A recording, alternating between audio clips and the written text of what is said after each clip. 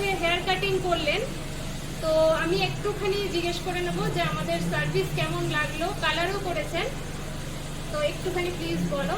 ভীষণ ভালো। আমি কেনাকাটার সাতকাহন থেকে দেখেই এসেছি ওর কাছে, ভালো লেগেছিল বলে আমি ফুল স্যাটিসফাইড। মানে সবাইকে রিকোয়েস্ট করবো এসে একবার ট্রাই করে অবশ্যই যেতে এখানে। Thank you.